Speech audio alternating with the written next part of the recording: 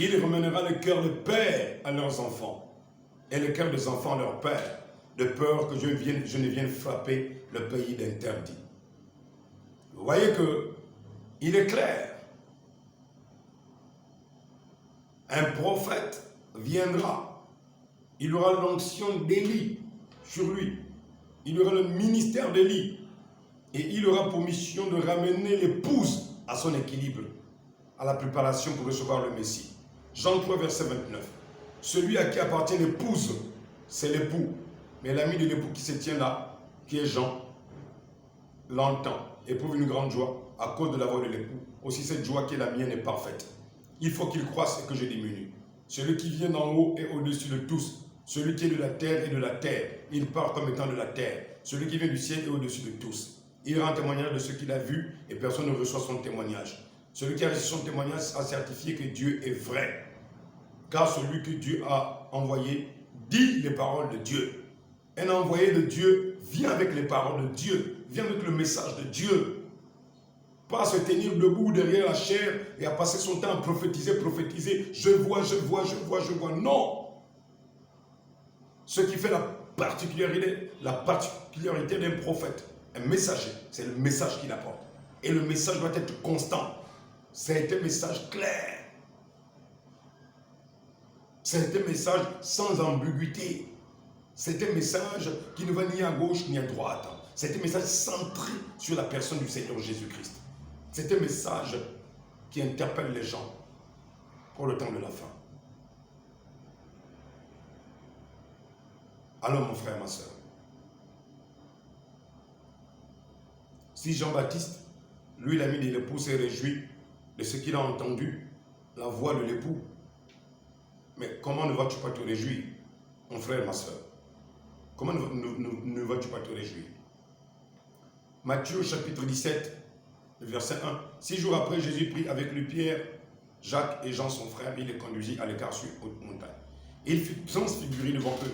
Son visage resplendit comme le soleil et ses vêtements devinrent blancs comme la lumière. Et voici Moïse et Élie leur apparurent, s'entretenant avec lui. Moïse et Élie, ce sont des personnes. Et ces personnes-là sont vivantes. Moïse est vivant. Élie est vivant. Mais le Élie que Dieu promet aux nations, ça devrait être un homme avec l'esprit d'Élie. Ça devrait être un homme avec l'esprit d'Élie.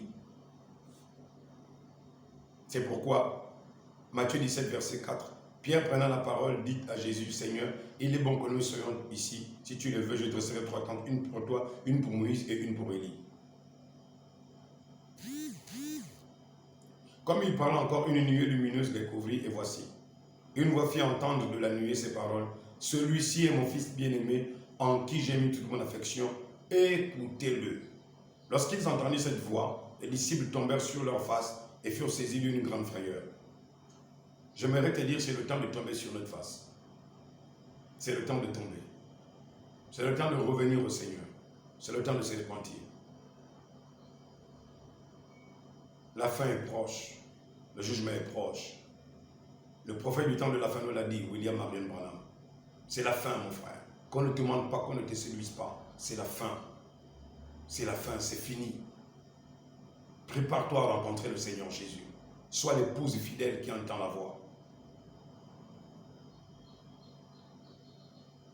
Mais Jésus s'approchant, les toucha et dit, levez-vous et n'ayez pas peur. Ils levèrent les yeux et ne virent que Jésus seul. C'est pourquoi un véritable pasteur de ce message, quand il croit ce message, William Branham disparaît, Jésus apparaît. Le prophète nous fait entendre la voix qui attire notre attention et qui nous dit « Celui-ci est mon fils bien-aimé, en qui j'ai mis toute mon affection, écoutez-le ». Un prophète est envoyé de la part de Dieu pour conduire les gens à Jésus-Christ. C'est pourquoi dans Matthieu 17, Moïse et Élie vont disparaître et Jésus va rester avec ses disciples. Ils étaient 3 disciples, Pierre, Jacques et Jean. Donc tu parles à l'église, mais ce ne sont pas tous ceux qui vont à l'église qui saisissent le message de Dieu. Et ce ne sont pas tous ceux qui disent Seigneur, Seigneur, qui saisiront le message de l'heure. Là, je parle à ceux qui vont à l'église du message. Amendez vos actions et préparez-vous. Il est plus tard que vous ne le pensez. Les disciples lui firent cette question. Pourquoi donc les scribes disent-ils qu'Élie doit venir premièrement? Il répondit, il est vrai qu'Élie doit venir. Or, quand Jésus-Christ parle ici, en principe, dans le livre de Matthieu au chapitre 11, Jean est déjà décapité en prison. Matthieu 11, Jean est décapité en prison. Il est tué. Lequel Élie? Quand il dit, il est vrai qu'Élie doit venir. Il est vrai qu'Élie doit venir. Si Jésus voulait parler de Jean, il aurait dit, il est vrai qu'Élie devait venir. Il est vrai qu'Élie devait venir. Ou devrait venir. Mais ici, il est dit, il est vrai qu'Élie doit venir. Non, c'est le futur. Jean-Baptiste a accompli une des missions pour la première venue, dans le premier cycle de la première venue. Mais nous sommes dans le second cycle de l'histoire de ce monde. C'est-à-dire la seconde venue, le jugement de Dieu. La première venue, c'est la grâce, le pardon des péchés par le sang de Jésus. Le second cycle, c'est le cycle du jugement. Il vient d'abord par le cycle de la Vierge et il revient maintenant par le cycle de Léo, le lion. C'est pourquoi il vient comme lion de la tribu de Juda. Il est vrai qu'Élie doit venir et rétablir toutes choses. Mon frère, ma soeur, Jean-Baptiste n'avait pas le ministère de celui qui devait rétablir toutes choses. La vie éternelle n'a pas été rétablie. La santé n'a pas été rétablie. La paix sur la terre n'a pas été rétablie. L'abondance n'a pas été rétablie. La restauration, le rétablissement n'a pas été rétabli. La domination du jardin d'Éden n'a pas été rétablie. L'assujettissement de tous les peuples n'a pas été rétabli. Le commandement de l'homme sur toute la création, les animaux, les oiseaux, les poissons de la mer, n'a pas été rétabli. La domination ancienne adamique n'a pas été rétablie. Comment voulez-vous faire échouer les Écritures? Comment voulez-vous qu'on vous accepte alors que la Bible est claire? Élie qui vient avec le ministère incontestable, avec le certificat incontestable du rétablissement de toutes choses. C'est pourquoi c'est par le ministère que Jésus-Christ a vécu dans la vie de William Marion Branham que le rétablissement de toutes choses est arrivé. Et les gens qui avaient des cancers étaient guéris, les aveugles voyaient, les boiteux marchaient. Les gens qui perdaient des choses, ces choses étaient retrouvées. Les gens qui abandonnaient des choses pour Jésus, Jésus restaurait leur vie à tous égards. Pas besoin d'aller s'initier dans la franc-maçonnerie, dans la loge, ou d'entrer dans les sectes des églises. Vous voyez? Je vous dis qu'Élie est déjà venu et qu'ils ne l'ont pas reconnu. Là maintenant, il leur parle de Jean. Donc Jésus leur donne une réponse composée de la première venue et la seconde venue. Mais il commence dans sa réponse, il commence à donner la réponse concernant la seconde venue. Et il termine dans la réponse par la première venue. Et il est vrai qu'Élie doit venir et rétablir toutes choses. Il dit, mais je vous dis qu'Élie, pour la première venue, est déjà venu et qu'ils n'ont pas reconnu. Et qu'ils l'ont traité comme ils l'ont voulu. De même, le Fils de l'homme souffrira de leur part. Matthieu 17, verset 12 à 13. Les disciples comprirent alors qu'il leur parlait de Jean-Baptiste. Les disciples. Pas Jésus, ce n'est pas Jésus qui a dit ça. Oh, mais vous voyez, non, la Bible dit que les disciples comprirent. Mon frère, les disciples marchaient avec Jésus. Ils ne connaissaient même pas le programme de Dieu. Les disciples marchaient avec Jésus, mais ils ne connaissaient pas qui devrait être son représentant. Celui qui devait marcher devant le Messie, selon la prophétie de Malachie au chapitre 3, selon Isaïe chapitre 40. Un messager qui devait marcher devant le Messie. 12 disciples de Jésus, moins Judas Iscariote, 11 disciples, ne connaissaient pas qui devait marcher devant Jésus. Soyons sérieux. Soyons sérieux. Soyez conséquents. Soyez conséquents. Ne parlez pas pour parler. Ne prenez pas la défense de vos pasteurs pour prendre. Le messager qui vient avec la guérison sous ses ailes. Le Élie de Malachie 4 vient avec la guérison sous ses ailes. C'est précisé. Et Jésus-Christ dit, il vient rétablir toutes choses, il vient restaurer, ramener à son état initial. Jean-Baptiste est parti, il n'y a pas eu un rétablissement, au contraire. Même les guerres ne se sont pas arrêtées. Il a été décapité, la haine était toujours là. Or, au jardin d'Éden, il n'y avait aucune haine, aucun meurtre, aucune jalousie. D'où vient la mort? D'où vient un frère qui tue son frère? Ça vient du diable. Mais Dieu nous promet que nous allons habiter un monde, vivre un monde où nous serions éternellement dans la présence du Seigneur Jésus-Christ. Donc, le Élie de Malachie 4, ce n'est pas Jean-Baptiste. Parce que Proverbe 13, verset 17, Abdias, chapitre 1, verset 1, Jérémie 49, un messager devrait être envoyé parmi les nations avec un don de guérison, c'est clair. Malachie 4 aussi descend et nous précise. Ce qu'Abdias, Jérémie n'ont pas expliqué sur le messager qui vient parmi les nations avec l'esprit d'Élie, Malachie nous l'explique. Je répète, ce que Jérémie et Abdias n'ont pas expliqué sur le ministère. Salomon nous dit simplement en parabole que le messager qui viendra aura un don de guérison. Vous n'allez pas douter ça, s'il vous plaît. William Branham, Dieu lui a donné le don de guérison. Il a rencontré l'ange. L'ange lui a dit, Dieu t'a fait grâce d'avoir un don de guérison qui est un don pour les nations. Et vous voulez aller où, frères et sœurs? Nous voulons fabriquer quoi? C'est pourquoi je commémore le 6 avril. Le 6 avril, Abdias 1, Jérémie 49, Malachie 4, Proverbe 13, 17. Luc 17, et ainsi de suite, Apocalypse 10, plusieurs chapitres se sont accomplis. Matthieu chapitre 17. Élie doit venir. Il doit venir.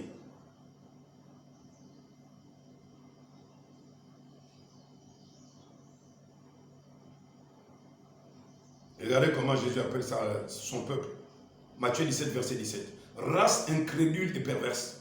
Répondit Jésus, jusqu'à quand serai-je avec vous? Jusqu'à quand vous supporterai-je? Amenez-le-moi. Lorsque ce jeune garçon, on l'avait amené aux apôtres, ils n'ont pas pu délivrer le jeune garçon d'un esprit d'épilepsie et de démence, de folie. Jésus dit à ses disciples, race incrédule et perverse. Il ne parle pas n'importe qui, hein. Il parle à ses disciples.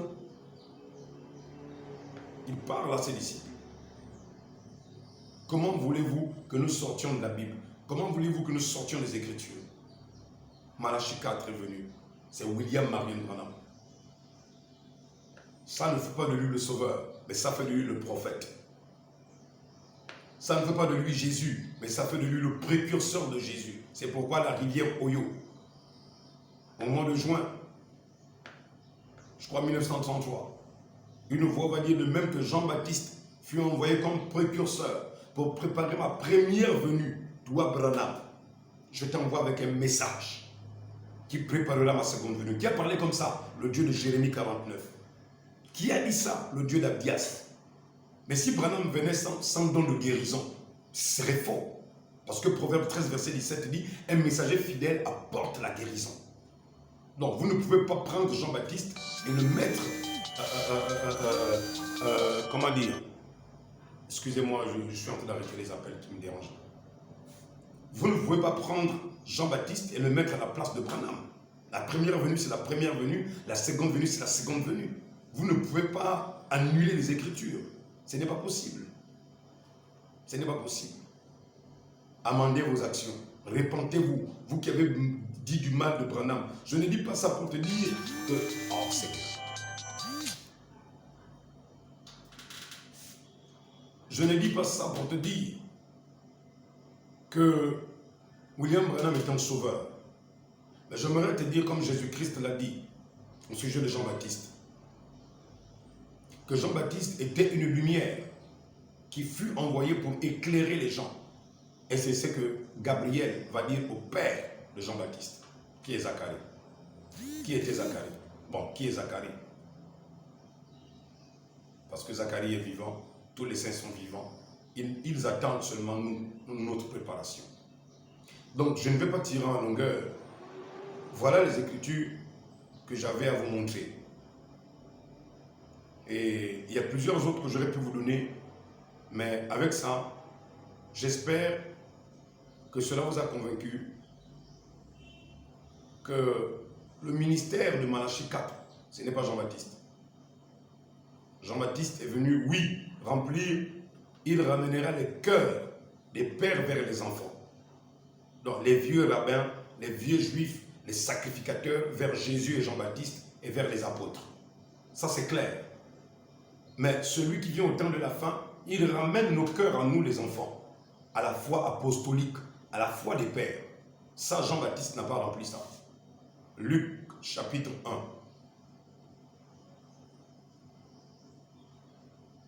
Du temps d'Hérode, roi de Judée, il y avait un sacrificateur nommé Zacharie de la classe d'Abia. Sa femme était d'entre les filles d'Aaron et s'appelait Élisabeth. Tous deux étaient justes devant Dieu et observaient d'une manière irréprochable tous les commandements et toutes les ordonnances du Seigneur. Ils n'avaient point d'enfants, parce qu'Élisabeth était stérile et ils étaient l'un et l'autre avancés en âge. Pendant qu'il s'acquittait de ses fonctions devant Dieu, selon la tour de la classe, il fut appelé par le sort d'après la règle du sacerdoce à entrer dans le temple du Seigneur pour offrir le parfum. Toute la multitude du peuple était dehors en prière à l'heure du parfum. Alors un ange du Seigneur apparut à Zacharie et se tint debout à la droite de l'autel des parfums. Zacharie fut troublé en le voyant et la frayeur s'empara de lui.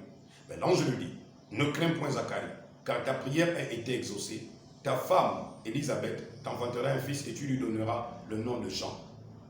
Il sera pour toi un sujet de joie et d'allégresse. Un prophète est un sujet de joie et d'allégresse. C'est l'ange Gabriel qui dit ça.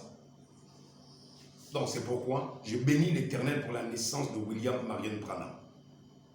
Mon âme est dans l'allégresse et je me réjouis de sa naissance parce que grâce et par la naissance de William Branham, j'ai connu le véritable Seigneur et Sauveur Jésus-Christ. Et je suis sorti de la confusion dans laquelle les églises de la dénomination s'égaraient, en commençant par l'église catholique et en descendant par les églises de réveil.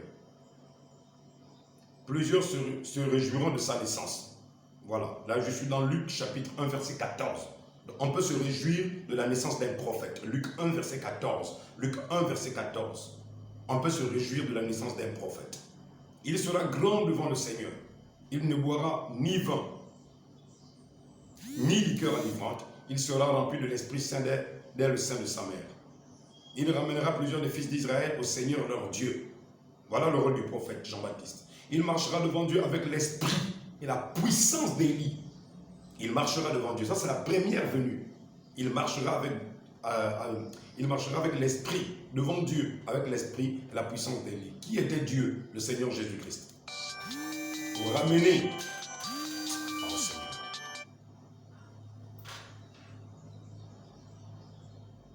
Pour ramener les cœurs des pères vers les enfants et les rebelles à la sagesse des justes, afin de préparer au Seigneur un peuple bien disposé. Zacharie dit à l'ange, à quoi reconnaîtrai cela, car je suis vieux et ma femme est avancée en âge. L'ange lui répondit, je suis Gabriel, je me tiens devant Dieu. J'ai été envoyé pour te parler et pour t'annoncer cette bonne nouvelle. Vous voyez, la naissance d'un prophète est une bonne nouvelle. Gloire au Seigneur. Deux choses, ça réjouit le cœur et c'est une bonne nouvelle. La naissance d'un prophète. Donc ce n'est pas un péché de rappeler la naissance d'un prophète. Ce n'est pas un péché. Jean ayant entendu parler, voilà. Donc ce n'est ni un péché, ni un blasphème.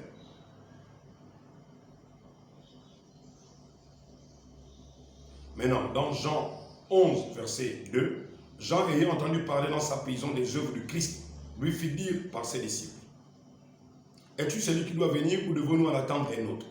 Jésus leur répondit, allez rapporter à Jean ce que vous voyez et ce que vous entendez. Vous voyez, quand un prophète vient, il faut voir des choses, il faut entendre des choses.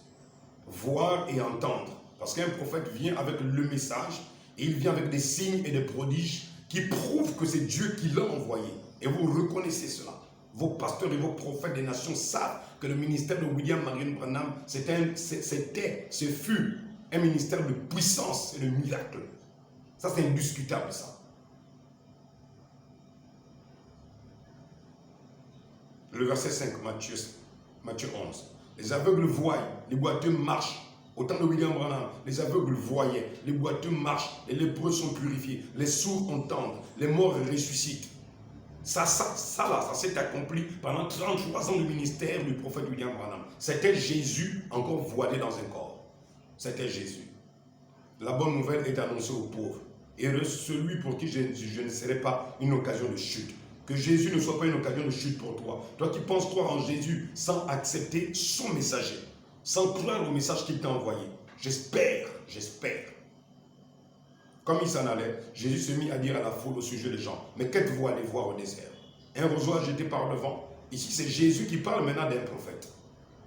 Ce n'est pas mauvais de parler d'un prophète, du ministère d'un prophète. Parce que ici, c'est Jésus qui parle du ministère d'un prophète. Le prophète Jean. Mais qu'êtes-vous allés voir? Un homme vêtu d'habits précieux. Voici ceux qui portent les habits précieux sont dans les maisons des rois. Mais qu'êtes-vous allés voir? Un prophète, oui, vous dis-je, est plus qu'un prophète. Et William Branham nous dit que si Jean-Baptiste était plus qu'un prophète, parce que c'est lui, tous les prophètes ont parlé de Jésus, de comment il viendrait, ce qu'il ferait, ce qu'il dirait, comment il agirait. Alléluia. Comment il naîtra. Mais Jean-Baptiste est venu présenter le sacrifice. Jean-Baptiste est venu laver le sacrifice qui devait ôter le péché du monde. Les autres ont parlé. Les autres ont parlé, ont annoncé. Lui, il a pris le sacrifice, il l'a lavé. Voilà la différence. Jean-Baptiste a présenté l'agneau de Dieu. Mais William Branham, Matthieu 25, il vient présenter l'époux à l'épouse et l'épouse à l'époux. Il y a une voix qui crie, allez à sa rencontre. Ce n'est pas Kakou Philippe, c'est un délinquant. Kakou Philippe, c'est un délinquant de l'enfer. Et ce n'est pas si Barouti. J'ai dit, ce n'est pas Barouti. Enlevez-moi, on dit bien, un seul messager a été envoyé parmi les nations. Il n'y en a pas deux, un seul. Votre ministère là n'est pas dans la Bible. Ne venez pas faire vivre aux enfants de Dieu le calvaire en utilisant la Bible. Car c'est celui dont il est écrit, voici j'envoie mon messager devant ta face pour préparer ton chemin devant toi. Voilà. Et donc un messager, un prophète, il a pour but et pour ministère de préparer le peuple à recevoir Dieu, à vivre pour Dieu. Un prophète vient présenter Jésus. Il vient parler de Dieu. Je vous le dis en vérité, parmi ceux qui sont nés des femmes, il n'y a point parlé de plus grand que Jean. Mais cependant, écoutez bien, le plus petit dans le royaume des cieux est plus grand que lui. Savez-vous à quel âge William Branham a commencé à prêcher le message? Il a commencé à l'âge de 17 ans. Il avait 17 ans. Même lorsque l'ange va apparaître et qu'il est en train de baptiser, William Branham est dans l'eau. Regardez la photo, c'était un enfant. C'était le plus petit que Jésus avait annoncé. Le plus petit sera plus grand que lui. Parce que frère Branham ne vient pas laver le sacrifice parce que le sacrifice est déjà lavé. Il ne vient pas présenter l'agneau parce que l'agneau est déjà présenté. Mais il vient préparer l'épouse. Selon Matthieu 25, voici l'époux, allez à sa rencontre. L'autre dit, voici l'agneau de Dieu qui ôte le péché du monde. Mais l'autre dit, voici l'époux. Allez à sa rencontre, fuyez la colère de Dieu, fuyez le jugement de Dieu. Dieu va frapper la terre. Sans miséricorde, fuyez la colère de Dieu. D'abord, Jean-Baptiste a posé cette question. Race de vipères, qui vous a appris à fuir la colère à venir. J'aimerais te dire ceci. Jean-Baptiste parlait de celui qui viendrait après lui. Apprendre aux hommes à fuir la colère de Dieu. C'est pourquoi le message et le ministère de William Branham, c'est le ministère du message du temps de la fin. Tu n'as jamais entendu ça? Le ministère du message du temps de la fin. Depuis Jean-Baptiste jusqu'à présent, le royaume des cieux est forcé et ce sont les violents qui s'en emparent. Tous les prophètes et la loi ont prophétisé jusqu'à Jean. Si vous voulez le comprendre, c'est lui qui est l'Élie qui devait venir.